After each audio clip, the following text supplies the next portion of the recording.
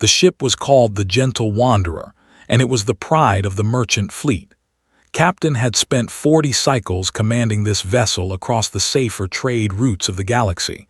She had never once carried aboard, until now.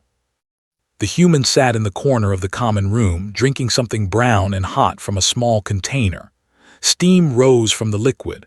Watched from across the room, her 4 eyes blinking in a pattern that showed deep worry.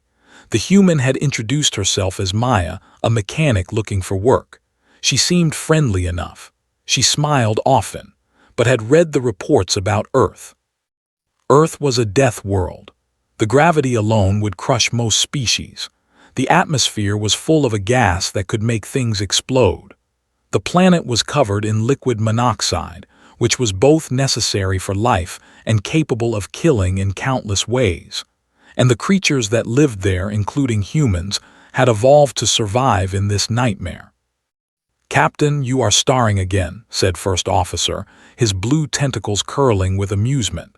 He was a species known for their calm nature and excellent navigation skills. "The human has been aboard for 3 cycles. She has not killed anyone yet." "Yet" repeated. That is the key word, yet. Maya looked up from her drink and waved at them. It was a simple gesture, just moving her hand back and forth, but had read that humans use their hands for everything. Those same hands could crush metal, throw objects at deadly speeds, and operate weapons designed for war. She waved back nervously. "I should speak with her," said, "to establish communication. Yes, that is what a good captain does." She walked across the room on her 6 legs, trying to appear calm. Maya watched her approach with that strange human expression. Was it a smile, or was she showing her teeth as a threat? The report said both were possible. "Captain," Maya said, "would you like to sit down? I was just having some coffee." "Coffee?" repeated, looking at the brown liquid. "Is that safe?" Maya laughed. It was a strange sound, like barking but softer. "It is just a drink, made from beans. We roast them, grind them up, and pour hot water over them. It helps me wake up in the morning." Sat down carefully on the opposite side of the table. "You need a special drink to become awake. Are you unwell?" No, it is just a habit. Humans get tired when we do not sleep enough. Coffee has caffeine in it. It makes us more alert." "Caffeine," said slowly. She had heard of this substance. It was a toxin that most species in the galaxy avoided, yet humans consumed it willingly every day, sometimes multiple times per day. "And this does not harm you?" "Well, if you drink too much, your heart beats fast and you cannot sleep, but a few cups a day is fine." Felt her 4 eyes blink rapidly. The human was casually poisoning herself and calling it fine. This was exactly what the reports had warned about. Had no sense of danger because everything on their planet was dangerous. "I wanted to thank you for giving me this job," Maya continued. "I know humans are not common out here. A lot of species are scared of us." "Scared? No, we are not scared." Paused. "We are cautious. There is a difference." Maya smiled again, showing her teeth. They were white and flat except for 2 slightly pointed ones on the sides. Had read that humans were omnivores. They ate both plants and animals. They could bite through flesh and bone if they wanted to. "I understand," Maya said. "On Earth, we have animals that scare us too, like sharks and bears and those little spiders that can kill you with one bite. Your planet has creatures that can kill with one bite, and you think we are the ones being cautious. Most spiders are harmless. You just have to know which ones to avoid." Did not know how to respond to this. The human spoke of deadly creatures like they were minor problems, just small things to avoid. This was the mindset. When everything could kill you, you learned to treat danger as normal.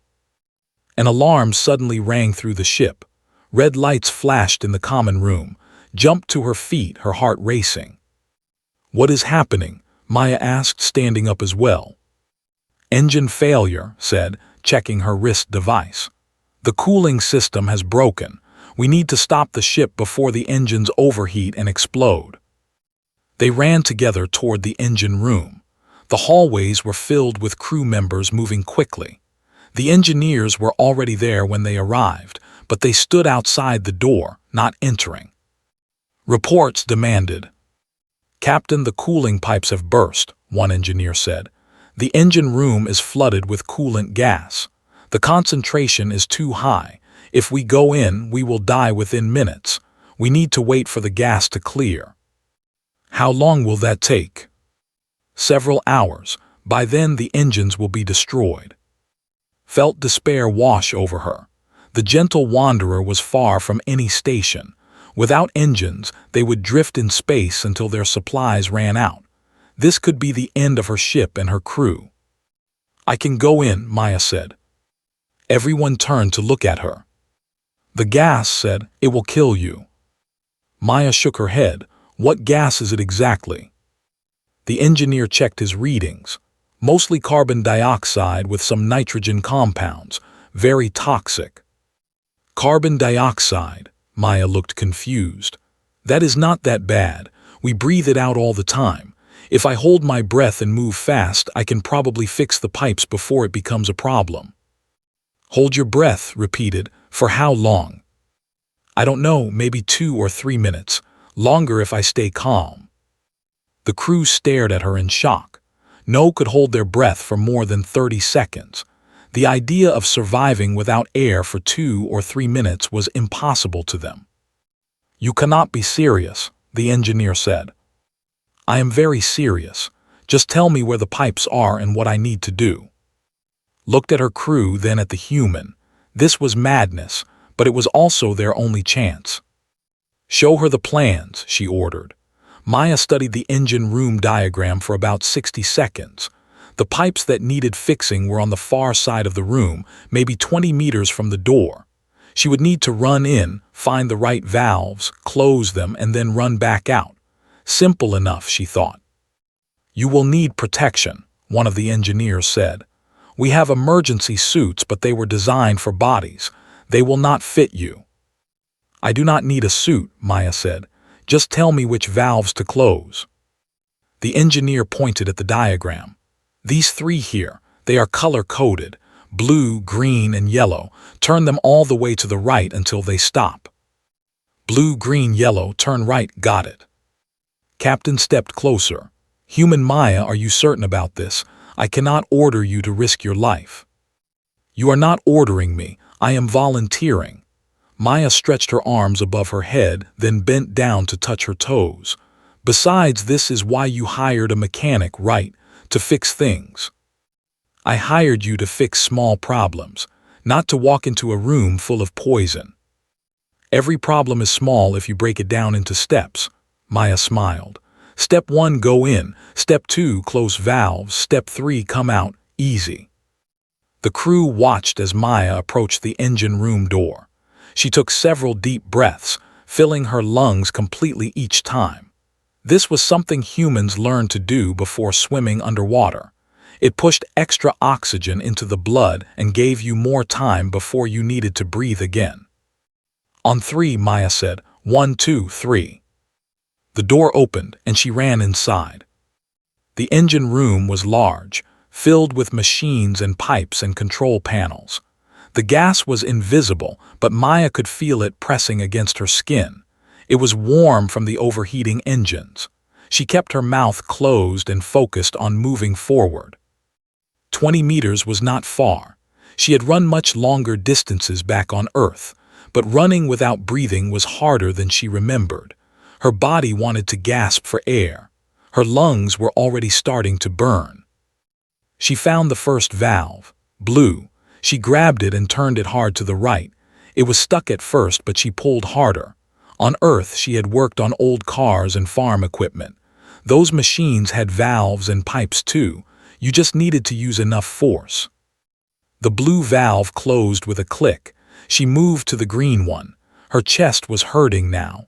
Her body was screaming for air, but she was not going to give up, not when she was this close. Green valve, turn right, click. One more. The yellow valve was a few steps away. Maya ran to it, grabbed it, and turned. This one moved easily. Click. Now she just had to get out. She turned and ran back toward the door. Her vision was starting to blur at the edges. The lack of oxygen was affecting her brain. She knew she had maybe 30 more seconds before she would pass out. The door seemed so far away, her legs felt heavy, but she kept moving one step after another. That was the human way. When things got hard, you just kept going. She burst through the door and into the hallway. The clean air hit her lungs like cold water. She fell to her knees, gasping and coughing. Her whole body was shaking. "She did it," someone said. "The valves are closed. The engine room is safe." Crew members gathered around her. They kept a safe distance as if they were still not sure what to make of her, but their expressions had changed. Before, they had looked at her with fear. Now they looked at her with something else. Wonder, maybe, or respect. Captain knelt down beside her. "Human Maya, are you injured?" Maya shook her head, still breathing hard. "Just need a minute. That was a good workout." "Workout?" repeated. "You nearly died." "I have had worse," Maya laughed weakly. "One time on Earth I got stuck in a cave for 6 hours. No light, no food, and the air was getting thin. That was scary. This was just uncomfortable." The crew exchanged looks. They had all heard stories about Earth, about the storms and earthquakes and predators, but hearing it described so casually made it seem even more terrifying. "Come," said, "let us get you to the medical bay. Our doctor should examine you." Maya let them help her to her feet. Her legs were still shaky, but she could walk. The medical bay was not far, and soon she was sitting on a bed while a small, furry creature ran scans over her body. "This is Doctor," explained. They are excellent healers." Doctor made a chirping sound that Maya's translator turned into words. "Your oxygen levels are low but recovering. Your heart rate is elevated. Your blood contains unusual amounts of adrenaline." She paused. "What is adrenaline?" "It is a chemical my body makes when I am stressed or scared," Maya explained. "It makes me stronger and faster for a short time." "Your body produces performance-enhancing chemicals naturally." "Yes, all humans do. It is called the fight or flight response." Doctor and Captain looked at each other. Neither of them knew how to respond to this information. The human could hold her breath for minutes, survive in poison gas, and her body could make itself stronger when needed. What kind of planet produced creatures like this? "I need to make a report about this," said slowly. "Other captains should know that humans can do these things." "Do what things?" Maya asked, genuinely confused. "I just closed some valves. Any human could do that." "Any human," repeated. "There are more of you, many more." "About 8 billion last I checked." The number hung in the air. 8 billion creatures who could survive poison, lift heavy objects, run for hours, and enhance their own strength through willpower. 8 billion, all living on one planet. "I think I need to sit down," said quietly. "You are already standing still," Doctor pointed out. "Do not sit the way humans do." "Then I need to stand more firmly," steadied herself. "Human Maya, you have saved my ship and my crew. I owe you a great debt." Maya shrugged. "You gave me a job when no one else would. We are even." But they were not even, and everyone in the room knew it. Maya had done something impossible. She had walked into death and walked back out again, and she acted like it was normal. This was what it meant to be a. News of Maya's actions spread quickly through the ship. By the next morning, every crew member knew what she had done. They also knew about the coffee and the adrenaline and the ability to hold breath for minutes. The ship's database had a new entry titled Human Capabilities, and it was growing longer every day. Maya found the attention uncomfortable. On Earth, she was just a normal mechanic. She had fixed cars and trucks and sometimes spaceships for tourists. Nothing special. But out here, among species that had evolved on gentle worlds, she was something else entirely. "They look at me differently now," she told during lunch. The first officer had become her closest friend on the ship. He was curious about humans in a scientific way, not a fearful way. They respect you, said, his tentacles swirling in a pattern that meant positive emotions. Before you were a mystery, now you are a hero. I am not a hero, I just did what needed to be done. That is exactly what heroes say in the stories. Maya laughed, a sound that still startled nearby crew members. On Earth there is a saying, actions speak louder than words. I guess my actions spoke pretty loudly. Your planet has many sayings, observed. I have been reading about human culture. You have thousands of languages and millions of books. Your species has only been in space for a short time, yet you have created more art than some civilizations make in 1,000,000 cycles. We like to express ourselves. It is part of who we are. But why? Most species focus on survival first, then comfort, then maybe art. Humans seem to do all three at once, often in dangerous ways. Maya thought about this. I think it is because we know we might die at any moment. On Earth, life is not guaranteed. Things can go wrong very quickly, so we try to live fully while we can. We make art because it might be our last chance. We take risks because playing it safe does not always work. Considered this, that is very sad. It is also very beautiful. We do not wait for perfect conditions. We just start doing things. Their conversation was interrupted by an announcement from Captain. All crew, report to the bridge. We have a situation. Maya and hurried to the bridge along with everyone else. The main showed a large ship blocking their path. It was dark and angular, designed to look threatening. Pirates, said grimly. They have been watching us since we left the last station. They know we are carrying valuable cargo. Can we outrun them? Asked. No, their ship is faster than ours, especially since our engines are still recovering from the coolant leak. Can we fight them? Made a sound that was her species' version of a sigh. We are a merchant vessel. We have basic weapons for defense, but they are not enough against a dedicated warship. Maya stepped forward. What do pirates want? They want our cargo and our valuables. Sometimes they take crew members to sell as workers. If we cooperate, they might let us live. And if we do not cooperate, then they destroy our ship and take what they want from the wreckage. The bridge was silent. Everyone knew their options were bad. Give up everything and maybe survive, or fight and definitely die. Can I talk to them? Maya asked. Turned to look at her. Why would you want to do that? Because pirates are smart. They calculate risk and reward. Right now, they think we are easy targets, but maybe I can change their calculation. How? Maya smiled, showing her teeth. By being a... Hesitated, then nodded. Open a channel. The flickered and a new face appeared. The pirate captain was a species known for their strength and aggression. He had 4 arms and a mouth full of sharp teeth. His eyes were yellow and cold. I am captain of the Red Claw, he said. Surrender your cargo and prepare to be boarded. Anyone who resists will be killed.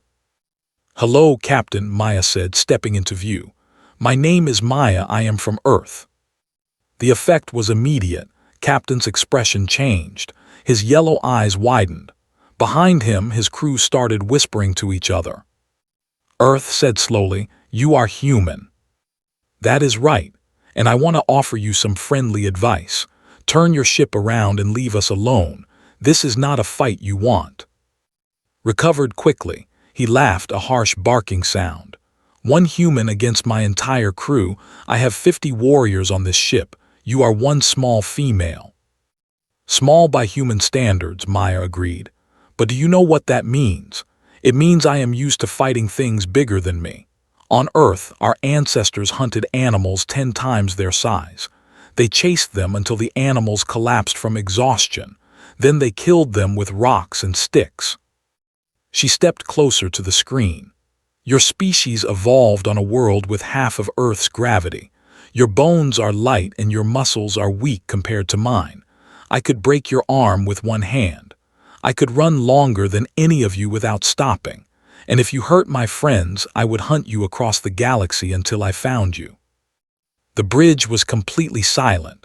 Both the Gentle Wanderer's crew and the pirate crew were staring at Maya. No one moved. "You have 50 warriors," Maya continued. "But how many of them have fought? How many of them have seen what a human can do when they are angry? I have been in fights, Captain. I have been in situations where I should have died. But I am still here.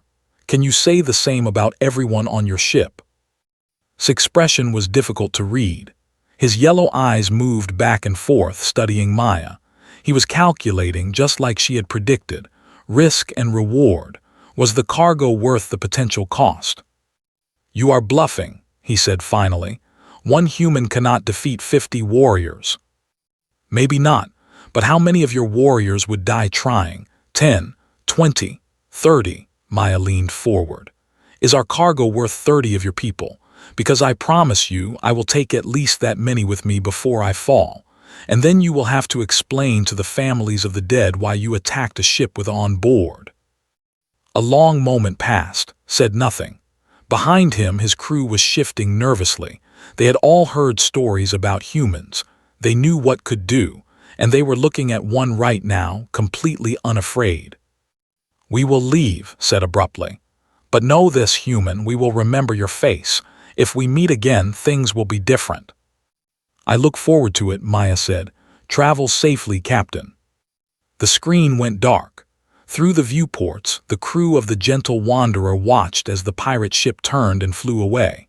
It vanished into the stars, and just like that, the danger was over. The bridge erupted in celebration. Crew members were hugging each other and crying and laughing all at once. Captain walked over to Maya, her 4 eyes filled with emotion. "You saved us again," said, "without firing a single weapon." Maya shrugged. "Words can be weapons too. I just told them the truth about what they were facing." "The truth," repeated, "is that what you call it?" "Everything I said was accurate. Humans did hunt large animals. Our gravity is high. I have been in dangerous situations." Maya paused. "I just presented the information in a way that made them reconsider." "That is called manipulation." "On Earth we call it persuasion," Maya smiled. "And it is one of our greatest skills." The Gentle Wanderer continued on its journey through the stars. Days turned into weeks and weeks turned into months. Maya became a permanent part of the crew, not just as a mechanic but as a friend. She taught them human games like cards and chess. She told them stories about Earth, about mountains and oceans and cities filled with millions of people. And slowly, the fear of the faded into something else. Something warmer. But not everyone in the galaxy felt the same way. The ship arrived at Station, a massive trading hub where thousands of species came together to buy and sell goods. It was a place of noise and color and countless strange sights. Maya had never seen anything like it. "Stay close to the group," Captain warned. "It's not dangerous exactly, but it is easy to get lost. And some species here have never met a human before." "I will be careful," Maya promised. They walked through the crowded corridors together, drawing attention everywhere they went. Most beings simply stared.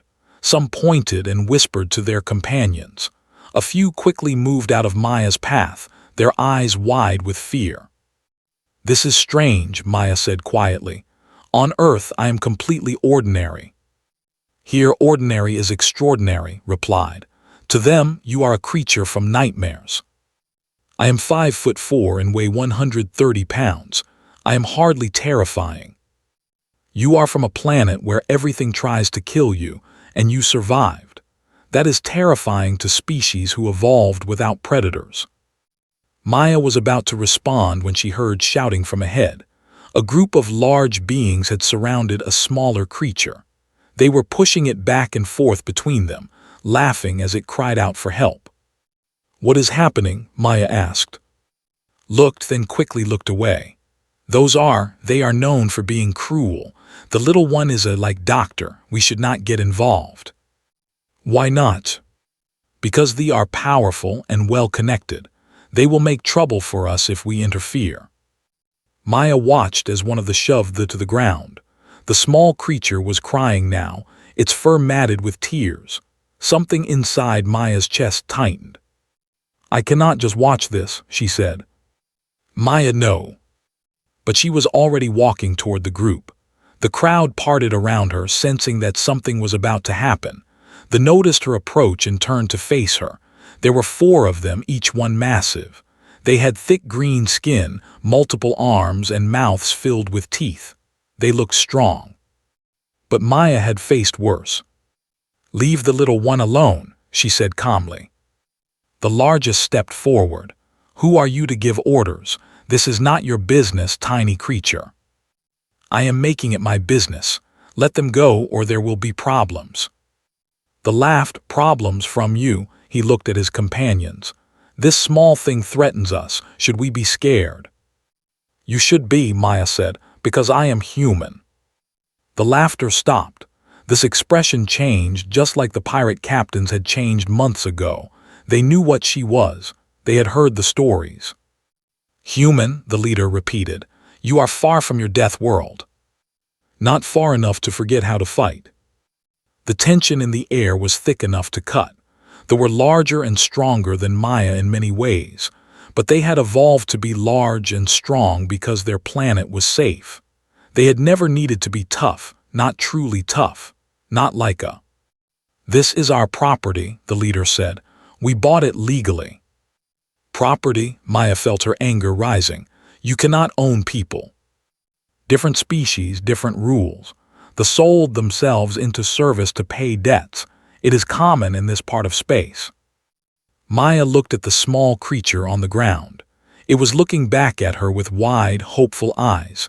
She thought about what had told her, about how humans did not wait for perfect conditions. They just started doing things. "How much?" she asked. "What?" "How much for the, I will buy their freedom." They exchanged surprised looks. Then the leader grinned, showing all of his teeth. "Interesting. The human wants to buy the slave." He named a price. It was everything Maya had earned since joining the Gentle Wanderer. Every credit, every payment, everything. She did not hesitate. "Done." The transaction was completed right there, in the middle of the station corridor. Maya transferred all of her money, and they released them from their service. Then they walked away, still laughing about the foolish human who had given up everything for a stranger. They looked up at Maya with wonder. "You saved me. You gave up everything for me. Why?" Maya knelt down so they were at the same level. "Because it was the right thing to do. What is your name?" "I am called Pip." "Hello, Pip. I am Maya. Would you like to come with me? I have friends who would welcome you." Pip nodded quickly, tears still streaming down their fur. Maya picked them up gently and carried them back to where and were waiting. "You are now broke," observed. "I know. That was extremely foolish." "I know that too." Was silent for a moment. Then she made a sound that Maya had learned to recognize as laughter.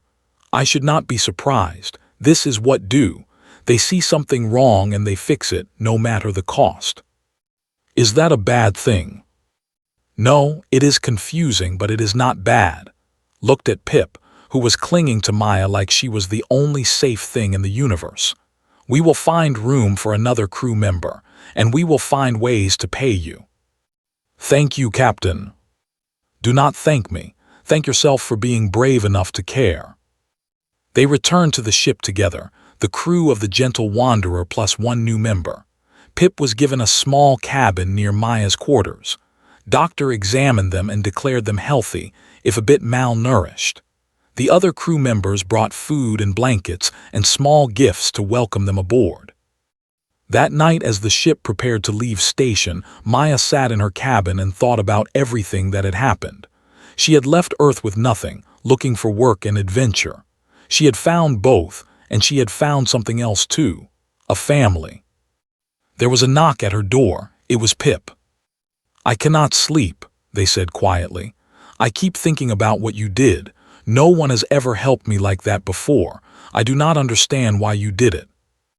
Maya smiled and patted the space beside her. Pip climbed up and sat next to her. "On Earth," Maya said, "we have this idea called compassion. It means caring about others, even strangers. We believe that everyone deserves help when they need it. But it costs you everything. Money can be earned again, but a life, that is precious, that cannot be replaced. Pip was quiet for a long time. Then they said, "Humans are very strange." Maya laughed. Yes, we are." 2 years passed aboard the Gentle Wanderer. The ship traveled from one end of known space to the other, trading goods and making friends. Captain became known throughout the merchant lanes as the who employed a human. Her reputation grew, and so did her business. Everyone wanted to meet the. Maya remained humble about her fame. She continued working as a mechanic, fixing engines and repairing systems. She trained Pip in basic repairs, and the little turned out to have a natural talent for technology. They became a team, the human and the former slave, working side by side to keep the ship running.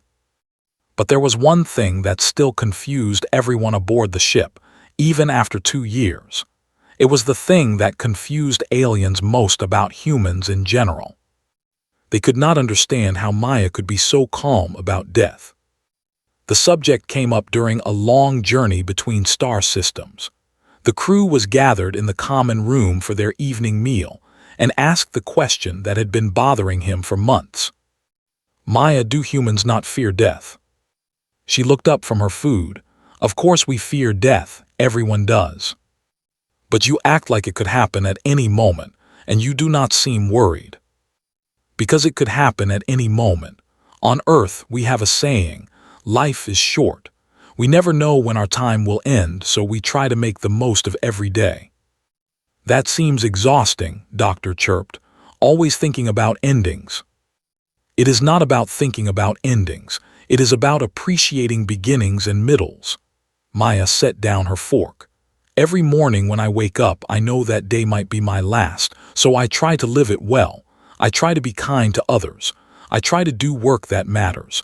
And at the end of the day, I try to go to sleep without regrets." "And if tomorrow never comes?" asked. "Then I died having lived. That is all any of us can hope for." The crew was silent, processing this. It was such a human way of thinking. Most species in the galaxy planned for long lives. They saved their enjoyment for later. They avoided risk at all costs. But humans ran toward risk. They lived fast and hard and bright. "I think I understand now," said slowly. "You are not fearless, you are just used to fear. You have learned to live with it." "Fear is like pain," Maya agreed. "It tells you something important is happening, but you cannot let it control you. You have to acknowledge it and then make your choice anyway." "That is very wise for a." Maya laughed. "Have to be wise, otherwise we would not survive." The conversation moved on to other topics, but something had shifted in the room. The crew understood their human a little better now. She was not a monster or a weapon. She was just a person from a difficult place, trying to find meaning in a vast and confusing universe. Just like them. Several months later, the Gentle Wanderer received a distress signal. It was coming from a small colony on an isolated moon. The message was fragmented, but the meaning was clear. They were dying and they needed help. "Should we respond?" asked. Hesitated. The moon was far from any major routes. Going there would cost them time and money, and they did not know what kind of danger they might face. "We should go," Maya said. "They need us." "It could be a trap. It could be people dying alone in the dark. We cannot ignore that." Looked at her crew. She saw the same thing in all of their faces. They had learned something from Maya over the past 2 years. They had learned that helping others was worth the risk. It was confusing and costly and sometimes painful, but it was right. "Set course for the moon," ordered. They arrived to find a colony devastated by disease. A plague had swept through the population, killing many and leaving the survivors too weak to care for themselves. The medical supplies had run out weeks ago. Hope had run out shortly after. The Gentle Wanderer's crew worked around the clock. Doctor led the medical efforts, treating patients and teaching others how to help. Coordinated supply distribution. organized communications with nearby stations, calling for additional aid. And Maya did what she always did. She fixed things. She repaired the colony's water filtration system, which had broken during the crisis. She restored power to the medical facility. She even helped bury the dead, a task that horrified the other crew members but seemed normal to her. On Earth, we bury our dead in the ground, she explained to Pip, who was helping her. We believe they become part of the Earth again, part of the cycle. That sounds peaceful, Pip said quietly. It is. Death is sad, but it is also natural. Everything that lives will eventually die. The important thing is what we do while we are alive. They worked for 3 weeks before additional help arrived. By then, the worst of the crisis was over. The colony would survive. The people would rebuild. As the gentle wanderer prepared to leave, the colony leader came to say goodbye. She was a tall, thin being with silver skin and many eyes. She had lost half of her family to the plague, but she was still standing. We owe you our lives, she said. All of you, but especially the human. She looked at Maya. You worked harder than anyone. You did not sleep for days. You did not stop until every problem was solved. Why? Maya thought about the question. She thought about Earth and her family there. She thought about the crew of the gentle wanderer and the friends she had made. She thought about Pip and the she had freed. She thought about all the small choices that had led her to this moment. Because this is what humans do, she said finally. We help. It is in our nature. We evolved on a world that tried to kill us every day, and we survived by working together, helping each other, protecting each other. That instinct does not go away just because we leave Earth. The colony leader bowed low. Then the galaxy is lucky to have humans in it. Maya smiled. The galaxy is lucky to have all of us. Every species, every person, every life. We are all part of the same story. The gentle wanderer left the colony and returned to the stars. The crew was tired but satisfied. They had done good work. They had made a difference. That night Maya stood alone in the observation deck, looking out at the endless expanse of space. So many stars, so many worlds, so many possibilities. She had started this journey alone, a single looking for adventure. Now she had a family, a purpose, and a future. Captain joined her at the window. What are you thinking about? How strange life is. 2 years ago I was just a mechanic on Earth, fixing old cars and dreaming about the stars. Now I am here, living those dreams. Do you miss your home? Sometimes, but home is not just a place. It is the people you care about, and I have found that here. Made the sound that passed for a smile. You have taught us many things, Maya. How to be brave, how to help others, how to face fear. I do not know if we will ever truly understand humans, but I am glad we met one. I am glad too. Maya looked at the stars one more time. You know what else humans say? That the universe is very big and very old, and we are very small and very brief. But that does not make us unimportant.